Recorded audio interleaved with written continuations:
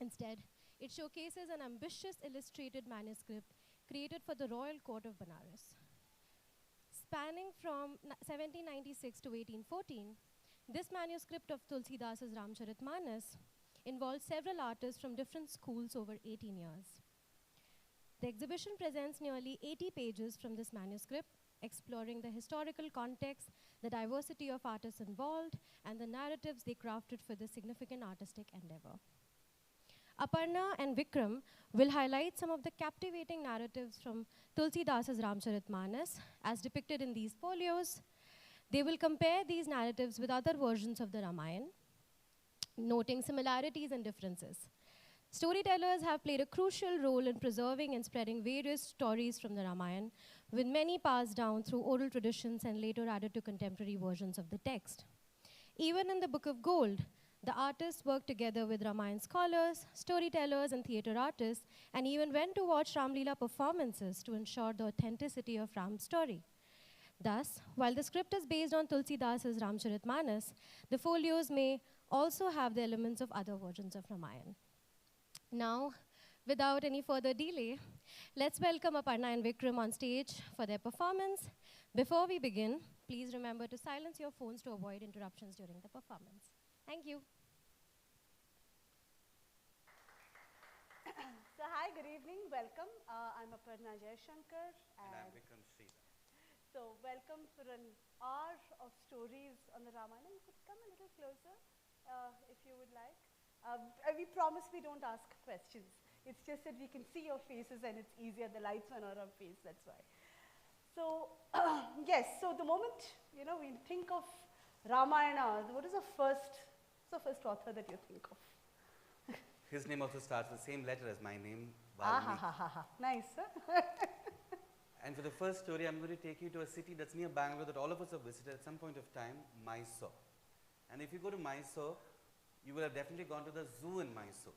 You can shake your head if you've gone there. And if you go to the zoo, the first exhibit or the first is the bird cages or the bird spaces, aviary. And the first bird is this tall bird with this pink neck with a long beak.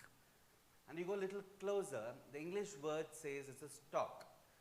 But you go a little closer, the word is krauncha.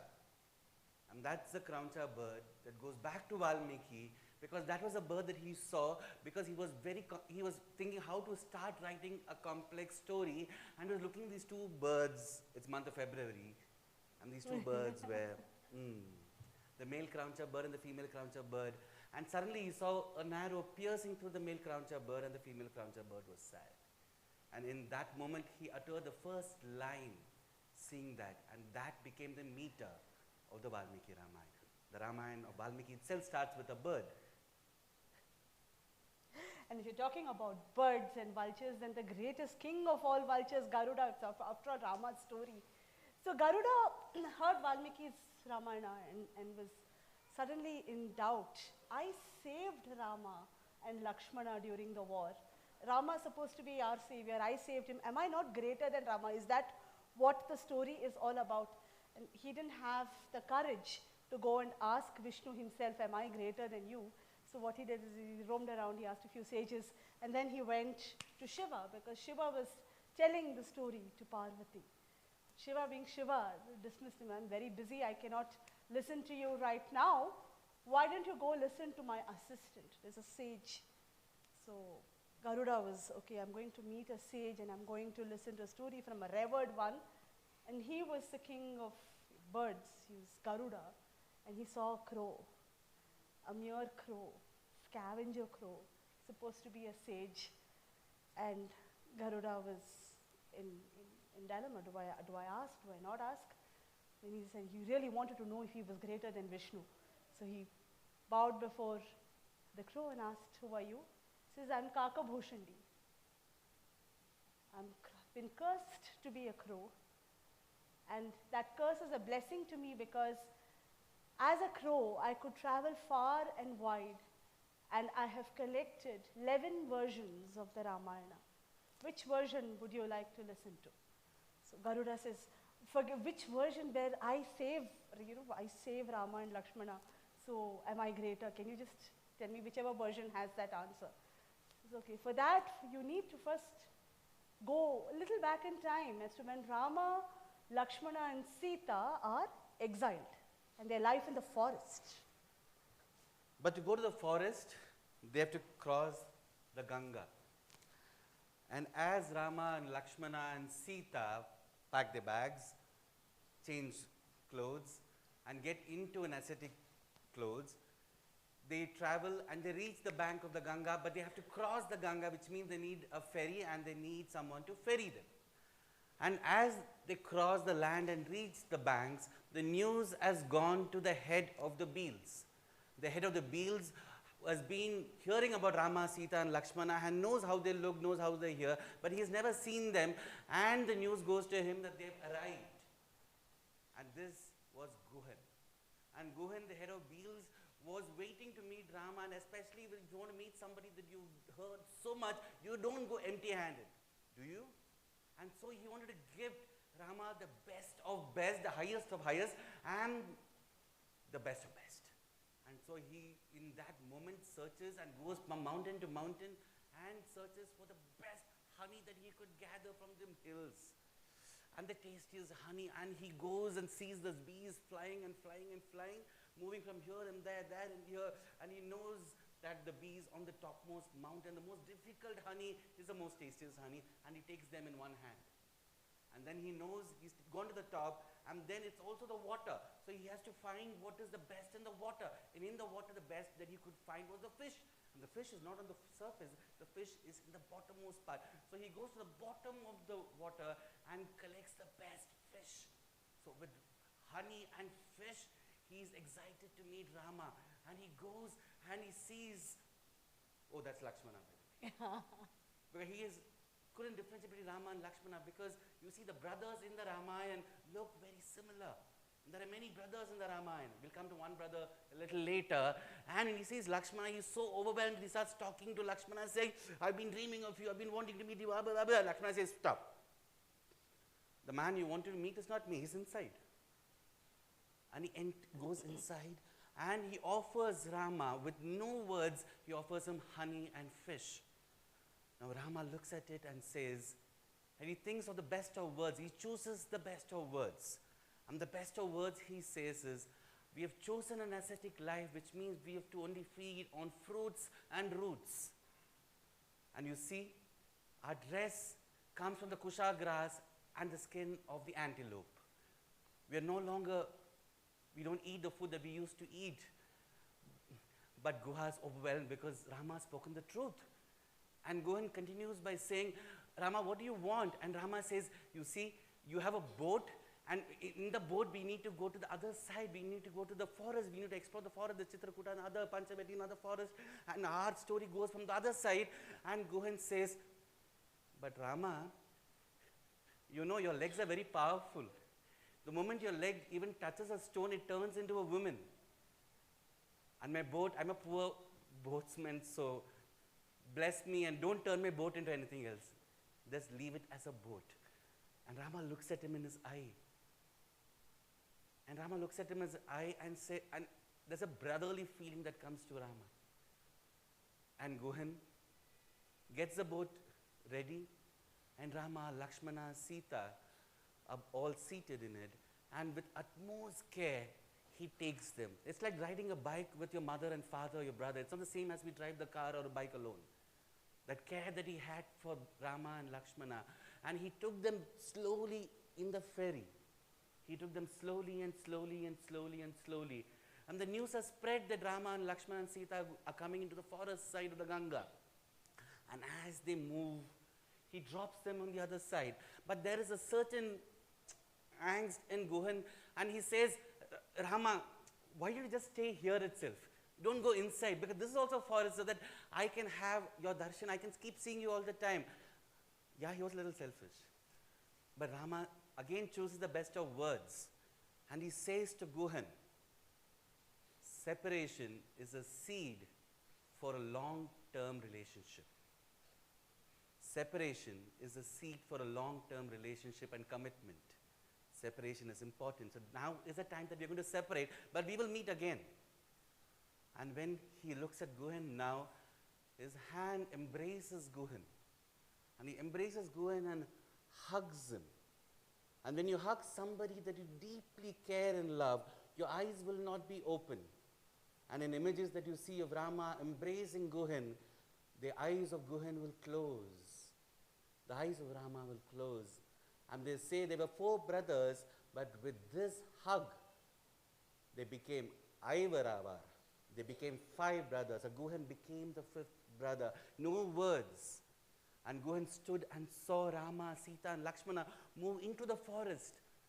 And they were disappearing into the forest.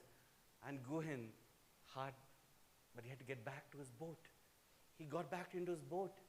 And he ferried the boat, the empty boat, back to the other side of the Ganga. And by the time slowly he moved his boat back, there was another brother of Rama and Lakshmana slowly coming on from the other side. And he looked closer and he looked and he understood this was Bharata. And he was confused. Why is Bharata coming now? Because Bharata was the heir apparent. He was the one who was supposed to be the king. Why is Bharata coming? Has he come to make sure that Rama's crossed the other side? What a brother is this Bharata? Why is he come to spy on Rama? And with all those emotions, he looked at Bharata as if, and he asked Bharata, and Bharata came closer and said, "Sir, I heard that Rama and Lakshmana have crossed the other side. I need to meet them." And Guhan said, "Why? Why do you have to go the other side?" And he asked him 101 questions, but Bharata said, "Our father is dead, and I need to convey this news to Rama and Lakshmana." And Guhan said, "What?" "Yes, Dasharatha is dead. And I need to tell this to Rama. And you're the only one who knows where they've gone." And Guhan at this moment crumbles and embraces Bharata. And Bharata falls on Guhan's leg and his feet is touched by Bharata. And when he touches the feet of Bharata, Bharata touches the feet of Guhan. Guhan embraces Bharata and says, "You are equal to 1,000 Rama, oh Bharata." And Bharata explains why he wants to meet Rama, the long story short. And Guhan again embraces, "I will take you again." So this is the second time that Guhan comes in this version of the story of Ramayana. And Guhan carries Bharata and leaves him on the other side. And as Bharata finishes explaining to Rama, he carries him back and leaves him back. And as Bharata moves, Guhan goes away.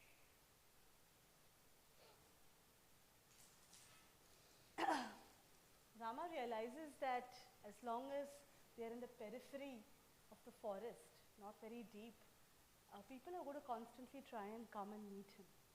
So he decides to travel further and goes into the deep, dark jungle called the Dandakaranya.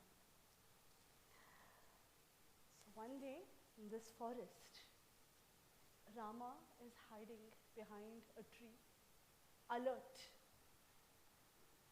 His bow is strung, he has an arrow ready, his quiver is full.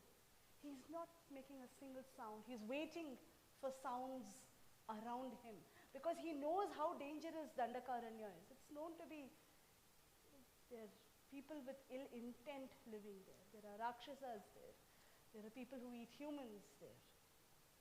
There are animals that prey for no rhyme or reason. It's lawlessness that is supposed to be there in this jungle. So he was scared for his wife. Rama was waiting there because he'd heard a noise, he'd heard a sound, and he had to investigate what that sound was. Sita had seen a deer and she wanted it. There are very few things that Sita has asked for. And he wanted to get Sita that deer. He knew he shouldn't, but he still went. One of the few things Sita had asked. Wanted to cross because he heard the sound from the other side, but he couldn't cross because in that clearing were some tamarind trees. Tamarind trees. He was reminded of his brother. So what had happened was, when they had first entered, after Guhan had dropped from the other side, around Chitrakoot, when they were sitting, one day Rama was lying down on Sita's lap and there was enough shade under the tree. Lakshmana was very happy that Rama had enough shade, but Rama was not happy. We are exiled. We're supposed to live like ascetics, not comfortably on wife's lap with enough shade. So he says, what is this? This tree is providing too much of shade. This is not how we should be living. And before Rama could even end what he wanted to say, Lakshmana strung his bow of the arrows, shot the tree. And all the leaves split. They became very small. And from that day on, the tamarind tree would be strong, provide fruits, but would never provide shade. Rama looked at the tamarind clearing thanks to his brother. He couldn't cross because it didn't provide any protection. But protection was required in Dandakaranya. Dandakaranya, his ancestor, Rama's ancestor was Ikshvaku. Ikshvaku had 100 sons. The 100th son always got into trouble, always got punished, and therefore was called Danda, one who got punished at all times. Danda came to the forest and met a sage. Sage was Shukracharya. Shukracharya had a beautiful daughter named Araja. Danda fell in love, or rather lusted after Araja. He molested Araja, and Shukracharya cursed that this forest will now become a land of lawlessness. Nothing will grow here well. It was so lawless that somebody actually dared try and molest Sita some time back. Sita was sleeping and she woke up with a scream because something had clawed her breast. Rama came running and he heard Sita scream to see what had happened, and he saw her breast was bleeding. He looked around and there was this crow that had blood on its claws. Rama, being Rama, knew that it was not an ordinary crow. The crow was Indra's son Jayanta. He had come as a crow because he felt that Sita would not be protected in this forest. Rama took a kushagra and shot it at Jayanta. Jayanta tried to escape. He went to each of the gods, but nobody gave him protection, and finally he fell at Rama's feet. Rama said, I have already let the grass go. You have to accept your punishment. And he accepts, and from then on, it hit the crow's right eye, and from then on, crows have one eye that isn't okay. Rama waited now. What was that noise? He hoped Sita was safe in this forest. When he suddenly heard somebody scream his name, it was not him. And he knew Lakshmana was protecting Sita, but he knew if Sita heard this, she would send Lakshmana. And he was worried for Sita. He decided that rather than investigate who called him, let's get back to the ashrama to make sure Sita was safe. And as he was going back, he saw a tree waving, and that had a piece of cloth on it. He recognized that cloth. That cloth was a bit of Sita's sari. He looked at the tree and says, what happened? He says, I don't know. I don't know, but I saw whoever was wearing this, I saw she was being carried away. We've never seen anybody being carried away like this. She was lifted off the earth and she was screaming. I tried my level best, but I was bent and I couldn't hold on to her. This is all that I have. From there chirped a very small squirrel. Squirrel says, I too saw, I tried to jump, but I was very small and I was scared of falling down and getting hurt. That's all I could try, but I couldn't save the woman who was being carried away. Rama blesses the tree. He says, you will always grow strong. Even if one seed is there, you will grow. My dear jujube tree, you will flourish forever. And he picked up the squirrel, caressed it, left 3 marks, and said, no matter from which height you fall, you will never get hurt. But tell me, little ones, where do I go? Which side was this woman taken, and whom do I ask? Whom do I ask to find out where Sita went? Everywhere that Rama, Lakshmana and Sita went, there was trees and plants that got their name, like the jujube. Because when they got into the land of the Ganga to move to the other side, it was the ingudi tree. Even now if you go to UP, you'll find this tree everywhere. And if you go closer and Google, you'll find how they look. But from far away, this ingudi is another plant, another tree. And as they were searching for Sita, and same from Bangalore, if you go to Mysore, the first stop you will stop for breakfast and you'll enter a little hill, which today is a vulture conservation place. You know what I'm talking about? It's the Ramnagara. The Ramnagara today is India's first vulture conservation place because 3 of the 9 vultures in India come to this part of the hill, including the Egyptian vulture and the Indian vulture and the white-backed vulture. But we'll come back to Ramayana. And now, the only person who's seen the abduction of Sita was Jatayu. And Jatayu has a connection with Garuda. Like how Kakabhushandi is talking to Garuda and telling the story, Jatayu and Garuda are nephews. They are connected. They're connected by blood. And Garuda is listening to the story. And Jatayu, at this moment when he sees Sita, is not in the best of his health because his wings are chopped by the man who carried Sita, Ravana. And as Jatayu is waiting to tell the story to Rama and Lakshmana, I have to bring in another brotherhood. Like Rama and Lakshmana, Jatayu had a brother called Sampati. And Sampati and Jatayu are the 2 people without which Ramayana would have paused in the first chapter itself. Because Jatayu is the one who tells them where to go when they didn't know where to go. And Sampati again comes in later. And where does Sampati come? If you've heard of him, keep him. If not, let me tell you the story of Sampati.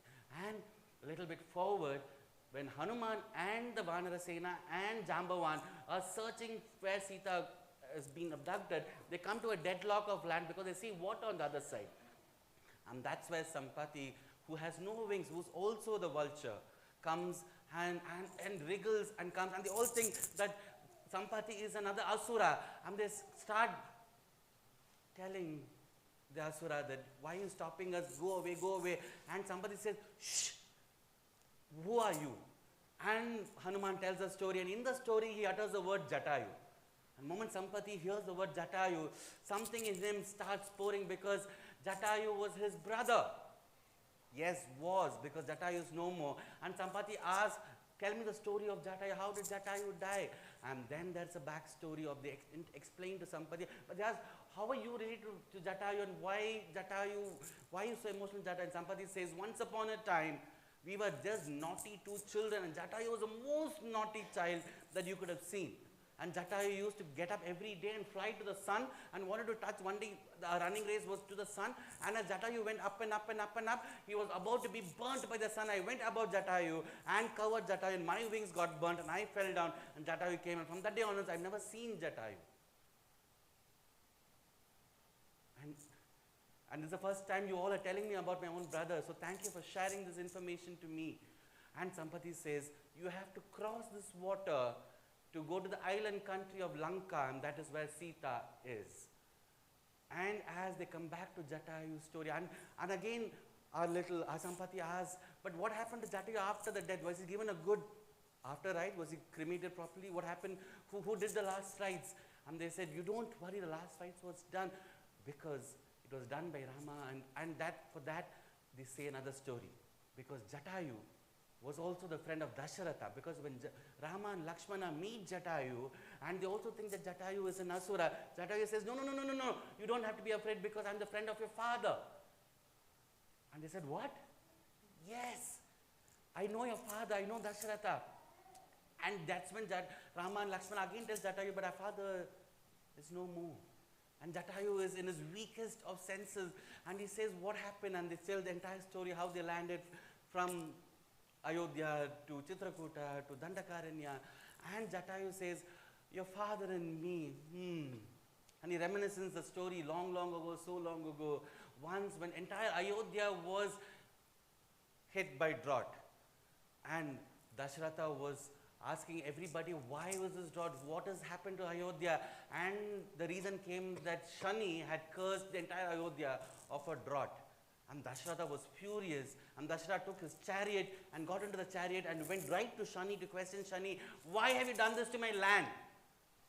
And Shani was just watching this, and with his gaze he burned the wheel of the chariot. And Dasharatha was falling down and down and down and down. And Jatayu comes over him and rescues Dasharatha. And there are many such stories. Another story is when Dasharatha himself fights with Ravana. Dasharatha fights with Ravana, and again Jatayu comes there to save, when Dasharatha runs away, far, far away, and hides in a little forest and doesn't have anyone to ask, where do I go, where is Ayodhya, where have I come? And that's when Jatayu comes to him and tells him, don't worry, I will take care of you, please, you're fine. And because of that Jatayu is how Dasharatha got back to Ayodhya. And when Jatayu tells the story, Rama starts feeling a fatherly figure to Jatayu. And Jatayu tells how he lost his wing, because he was fighting Ravana. And Ravana and him have fought many times before, but this time Jatayu couldn't stand Ravana. And Ravana, using his magical power, that little extra power that he had taken the sword and cut my wing. And I had to fall down. Until now, I always thought defeat was defeat, but today, because the defeat of Jatayu, he found victory in the Ramayana. Because every time the Ramayana is uttered by various versions, one story that is constant is Jatayu. Jatayu finds a mention in every Ramayana. Though he was defeated, he found victory in the story. And as Jatayu finishes telling the story and telling where Rama to go, where should Rama and Lakshmana go towards the south, he points his hand and his body weakens and he dies. And he's dead. And Rama gives the same, because Rama could not do the final rites for his father. He considers Jatayu as his father and does the final rites for Jatayu. And then Rama and Lakshmana proceed to search for Sita. Greatest of great kings, the downfall is arrogance.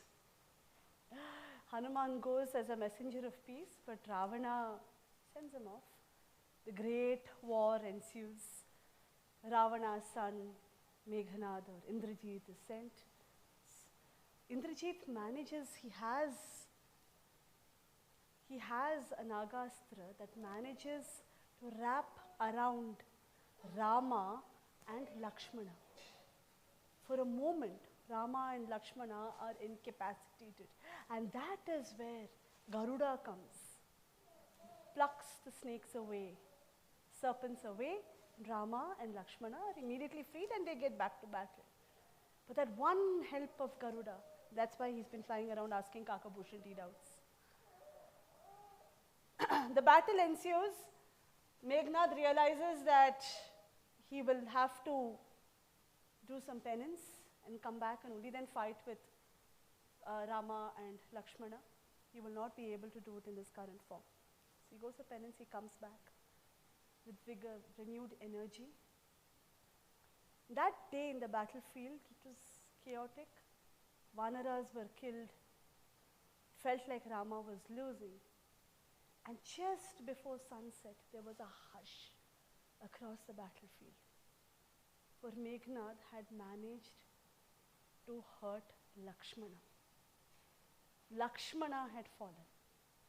And they knew that if Lakshmana died, Rama would give up the battle, Sita or no Sita. Fortunately, the sun had set. They had followed the dharma of warfare, so they stopped fighting. Immediately, Vibhishana came to the battlefield to see that Lakshmana was unconscious. Rama was stunned. So Hanuman asked, what do we do next? Vibhishana says, I don't know. This is Meghnad's. The only person who can save us is the Vaid of Lanka, Sushena. So immediately Hanuman flies, says, I'll get Sushena.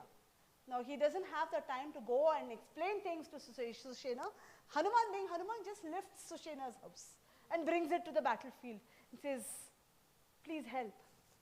Sushena was a minister in the Lanka court, but yet he felt that his dharma as a healer was greater.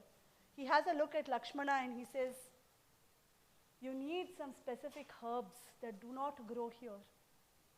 Far, far across the ocean, well past the ocean, there are the Himalayas. And in there's a specific mountain called the Dronagiri. On the Dronagiri, there is a special patch that has these specific herbs. I need those herbs. Lakshmana is hurt, he's dying. He needs to be administered this medicine before dawn. Otherwise, I cannot save him. So Hanuman says, I will go. I can. And he jumps across. The moment Hanuman jumps, now Ravana is vigilant. From his balcony, he sees Hanuman flying. He's already seen Sushena's house.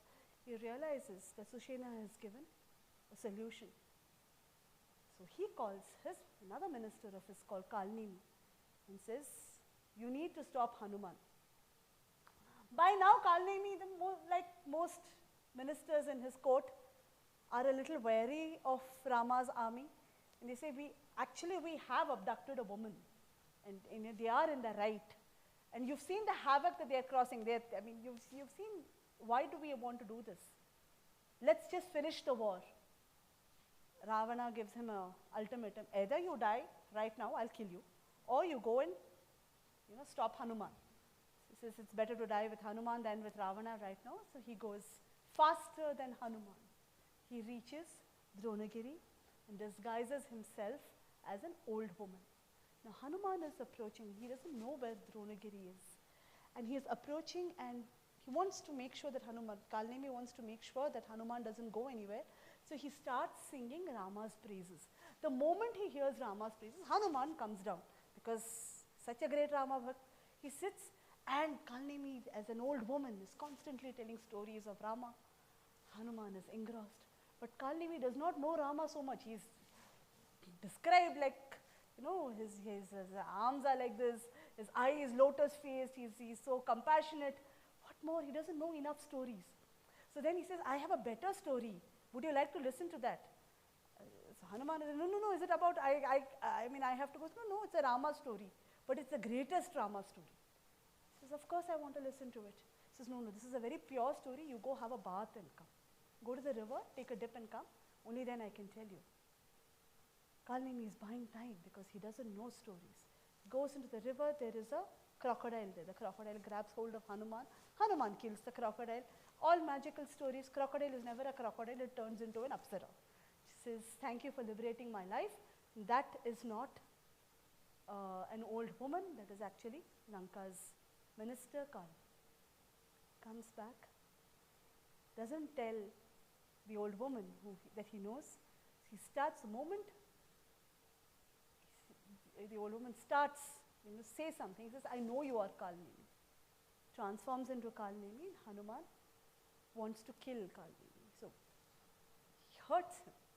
And in his dying breath, Kalnimi realizes that he would like to do one good deed. And he says, this is where Dronagiri is. Please take the herbs. And he passes away. Now, Hanuman, by now, there's very little time left for dawn. So he goes and he sees the whole mountain. He doesn't know which herb. He doesn't remember. So again, Hanuman being Hanuman just carves out a part of the mountain and carries it and is flying. But he's been working so hard, so he's also, as he's flying, he's also getting hungry. He looks at the mountain. The mountain is full of herbs and these luscious, real orange-colored oranges. These small, really juicy, luscious oranges. So he's holding the mountain like this, and with that he's plucking these oranges and eating because he needs the energy to fly. And as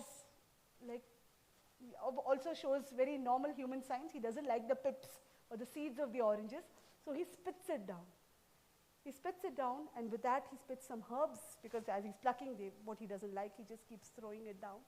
And he's flying, carrying Dronagiri with him, hoping that he will reach Lanka on time.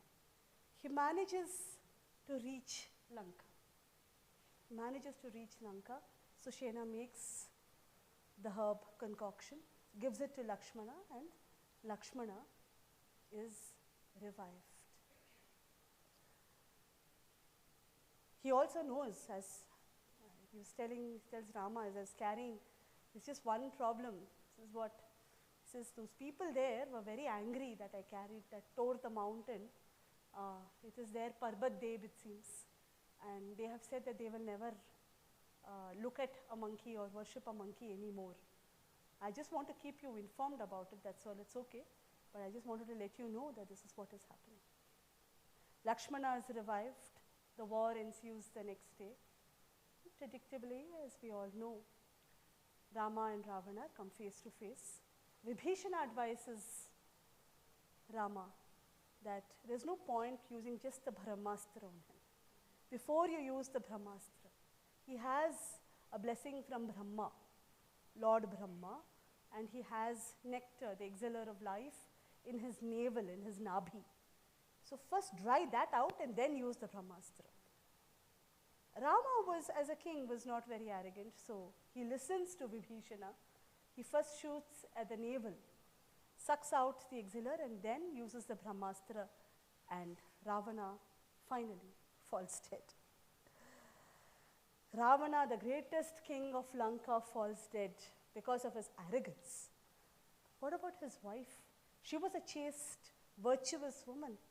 Was Mandodari punished in spite of having a blessing? Mandodari, and there are other animals in the Ramayana that if you travel Karnataka, you will find them in different places. Like I said, vulture was Ramnagar. Go in near Hampi, we will find a place that's dedicated for sloth bear. 3 of the 6 bears in the world are in India, and Jambavan, sloth bear, I'm leaving it there. Why is that to do with Mandodari? Because Mandodari has a flashback.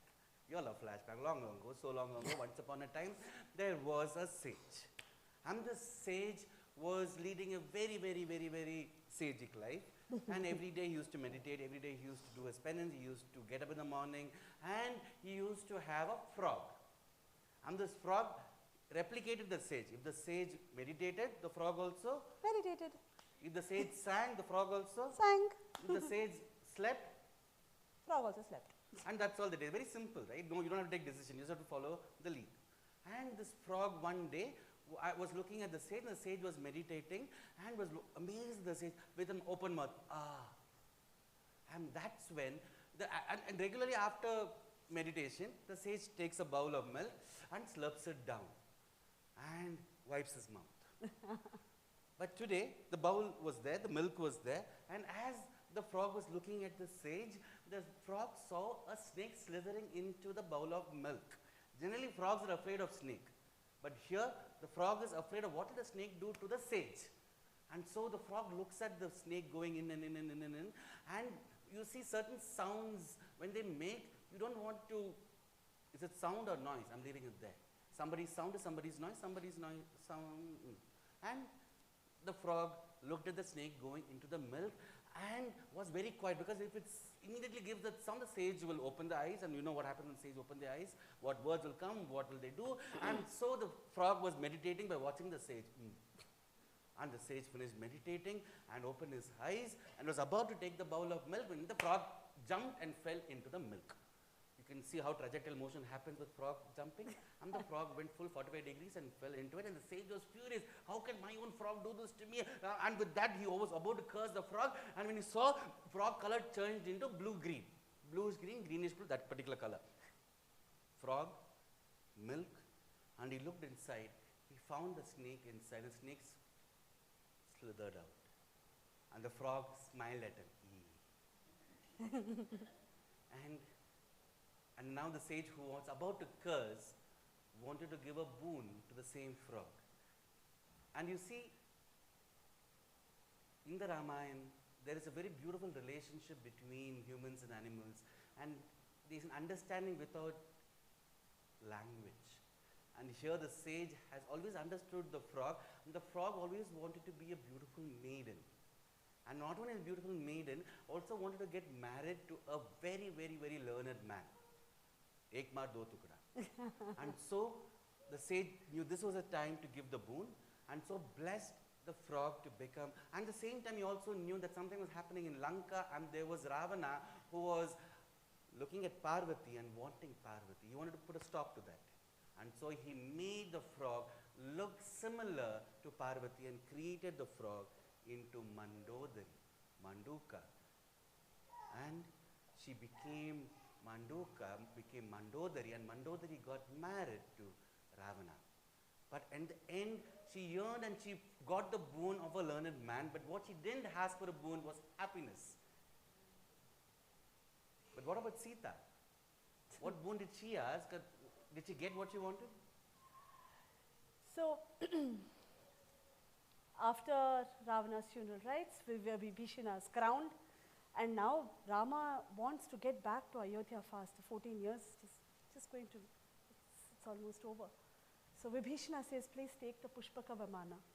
So in the Pushpaka Vimana, we have Rama, Lakshmana, Sita, Hanuman, the Vanaras, the Jambavans, everybody. And as the Pushpaka Vimana lifts off the ground, Sita takes one last look down and she sees the Ashoka Vatika, the place where she was staying for the last year under the Ashoka tree. And when she saw that, she's like, the whole year has been with so much of distress and so much of separation, and yet there was very little grief that Sita felt under that tree. And for that, we go to a time long, long ago again. In a forest, there was this man. His name was Sashoka. Now, Sashoka was a tribal man who wanted to scare people. He had great joy in scaring people. So anybody who crossed the forest, he would scare them. And slowly, the need to cause fear, people realized that, okay, he's just not doing anything. He started harming them. After he started harming them, slowly, he started eating them. He derived great joy in eating humans. One day when Sashoka was wandering around the forest, he saw forest is also full of sages.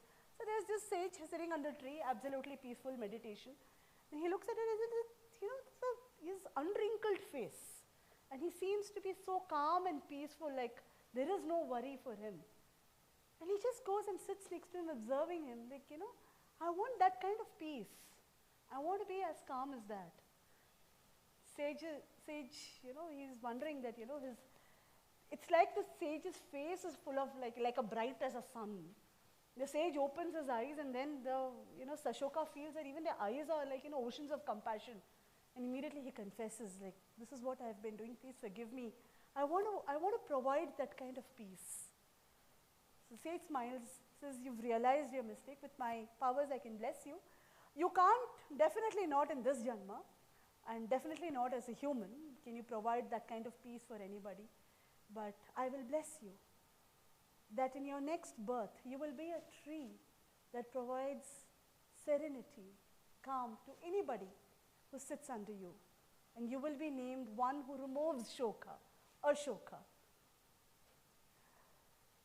And Ravana had the Ashoka Vatika in his palace. And that's where Sita sat, and she looked at the Ashoka Vatika and thanked the tree one last time as the Pushpaka Vimana moved further. And the Pushpaka Vimana moved. And from the island country of Lanka, it crossed the waters. And as it crossed the waters into the next land, Rama looked down and said, see. Because they had to explain to Sita what they had crossed over time. And Rama said, Sita, see, this is why I pray to Varuna. And I was asking Varuna the boon to cross this land, this water, and the water to move. And that excitement that he was explaining to Sita. And the Pushpaka Vimana moved a little more into Kishkinta. And there, Hanuman became like a child and said, this is where I met Rama and Lakshmana for the first time, and such a beautiful moment that was. And he told verbatim what he felt to Sita, and Sita was looking at all these stories like a flashback, flash forward. And again, as the Pushpaka Vimana moved, it entered the Dandakaranya forest, and that's where Lakshmana remembered that episode, what happened, and how they met Jatayu. And Rama and Lakshmana were so, till now they were so excited in telling the story, but now they paused because this also told them the dark moment of Dandakaranya. And Sita also remembered slowly what happened, and the black clouds came, and they again thanked Jatayu for that little detail which Jatayu gave. And the jujube tree, and then the squirrel, and every word that Sita heard was like living that entire journey of Rama and Lakshmana and Hanuman into Lanka. Reverse. So then Lakshmana sees, his face darkens in Dandakaranya. This is the first place where they met Shurpanakha. So if only we had not met her, perhaps our life would have been different. They go further, and then Rama sees Chitrakoot. That was the last place where, banks of the Ganga, where he met Bharata for the last time. This is 14 years. Life has been difficult for the three of us, but what has Bharata and Shatrughna gone through? What is happening in Ayodhya? He wonders about Bharata, and as the Pushpaka Vimana flies further, he sees the Triveni Sangamam, Ganga, Yamuna and Saraswati. And when he sees the holy rivers there, he wants to go down there, because on the banks of the Triveni Sangama is the ashrama of sage Bharadwaj. The first night when they entered, after Gohan took them across the river, they spent the night at sage Bharadwaj's ashrama. He wants to take sage Bharadwaj's blessings once before he enters Ayodhya. So immediately tells Hanuman, want to go? Land here. Land. And Sita also thought of the days of Panchavati and said, wow, how lovely those days were. Some days don't come back in life, and that was one of those days that Sita yearned to come back. And as they landed, the news had spread across the hermit, and the sages across knew that Rama, Lakshmana, Sita, Hanuman are going to come and spend that few minutes or few hours in Bharadwaja's ashram, and the flowers bloomed and the fragrance went far and wide, and the birds chirped and chirped and chirped and chirped, and the animals started running in here and there, and you can see a forest in front of you blooming, colors and movement and joy, and all flora and fauna coming together and blooming. Can there be ever flora without fauna, fauna without flora? All together. And as they entered Bharadwaja's ashram, Bharadwaja asked them, thanks a lot for remembering that you have to stay here one more night before you move into Ayodhya. But can you spend the entire night here? And that's all I'm going to ask you. And he could see there was some confusion on Rama's face. And he asked Rama, what are you confused about? And Rama thinks of Bharata in two ways. And the first thing he says is, oh, you know what? I promised Bharata that I will come back into Ayodhya on the 14th year, end of dawn. And if I don't go, Bharata. And there was another doubt that he had a little later. And so Bharadwaja said, okay, let's pause. Let's not get into too much confusion. Let us send the most trusted person in our team, which is Hanuman. And Hanuman again travels swaying, goes up and looks into Nandigram. And there he sees that Bharata had laid the funeral pyre, ready to go into the funeral pyre. And Hanuman comes back and explains verbatim what he sees in Nandigram to Bharadwaja, Rama and Lakshmana. And Bharadwaja still saw a little bit of tint of this worry in Rama, and asked Rama, what was that other worry that you had? And Rama said, in this 14 years, I really don't know what would have happened to Bharata. What if Bharata wanted? What if Bharata wanted? But now, I'm very sure, I know we're going to go back into Ayodhya, and we're going to go next day morning. Next day. So by that time, before Bharata could even come from Nandigrama to Ayodhya, the news spread that Rama, Lakshmana and Sita are coming. So festivities everywhere, all houses and huts were cleaned, there's rangoli everywhere, there's Torah, there's celebration, pots and pots of food is being made. And as they welcomed one by one, we can hear the furore, flowers being spent, songs, dances. And Rama, Lakshmana and Sita, Hanuman, they all come. By the time they reach the palace, Bharata and Shatrughna are ready to welcome them with their wives, of course, to welcome Rama, Lakshmana and Sita. They're given a formal welcome inside. Once they come inside, Rama looks at Bharata and says, I want to meet my mothers.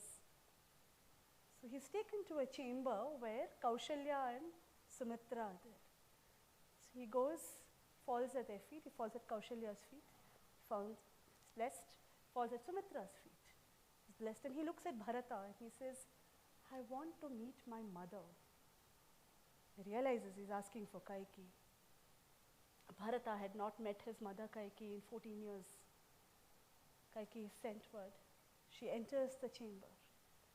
So Kaikeyi enters and that fury of what, as a king, what Ayodhya had to go through. And as a son, what he had to go through. As a brother, what he had to go through. Bharata's anger, he's not able to repress that anger. He looks at Kaikeyi and he says, between my two mothers, who are like Ganga and Yamuna, you are like one sewage drain. Rama puts his arm around Bharata, calms him. He goes to Kaikeyi, falls at her feet, and he feels her tears in the back of his neck. He gets up, Kaikeyi and Rama hug.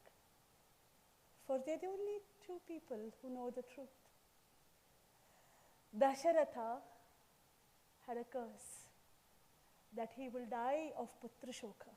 He will die grieving for the loss of his son. And the only person Dasharatha considered worth grieving over was Rama. Not Bharata and Shatrughna because they always grew somewhere else. Not Lakshmana, only Rama. And if Bharata's curse were to come true, Rama had to die. Kaikeyi did not know how to protect Rama. So this is the best way. Dasharatha would not be able to stay without Rama for more than a day. Let's just say 14 days. So that definitely Dasharatha had to die, but at least Rama is saved. But when she asks for the boon with a slip of the tongue, instead of days, she says years. She can't take back her word. The family is united. And now, after 14 years of crying and troubles, it's time for celebration.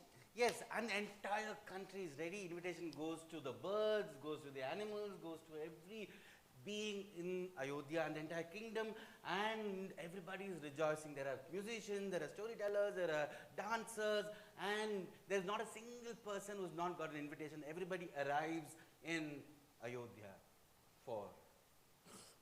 And Sita's dressed like a new bride. Bharata's behind. Lakshmana and Shatrughna have these yak fans. There are sages, Atri, Bharatvaj, Vashishta, chanting the mantras and all the waters that the Vanaras have got from the 7 rivers. It happens, and in between, like a blue lotus, sits Rama. Sri Ramachandra becomes the king of Ayodhya. The 14 years of Vanvasa that even Ayodhya had was now over. What was happening? What happened after Ramachandra was crowned? Yes, and that's where Kakabhushandi finishes the story to Garuda. And as Kakabhushandi finishes the story to Garuda, there are many bards who have shared the story, from Shiva to Parvati, to Valmiki to Lavakusha. And the stories have been told, will be told, and will also be told in the future. And as they're told, we adapt them, adopt them, make our own changes, and that's how we have so many versions of the Ramayana. And in the last 1 hour, we've taken you through some of the versions of the Ramayana, from the Valmiki Ramayana, Kamba Ramayana, to the Beel Ramayana, Adhyatma Ramayana, to the Biror Ramayana, folk tales from Uttarakhand and Khasi, to the Vanaparva in the Mahabharata, to Mahari dance forms, and to the various paintings that exist as visual representations of the story. And of course, Tulsidas Ramcharitmanas, which this book of gold, Kanchanachitra Ramayana, is based on. And thanks to MAP, Yes. we travel this through oral storytelling. Thank you. Thank you so much.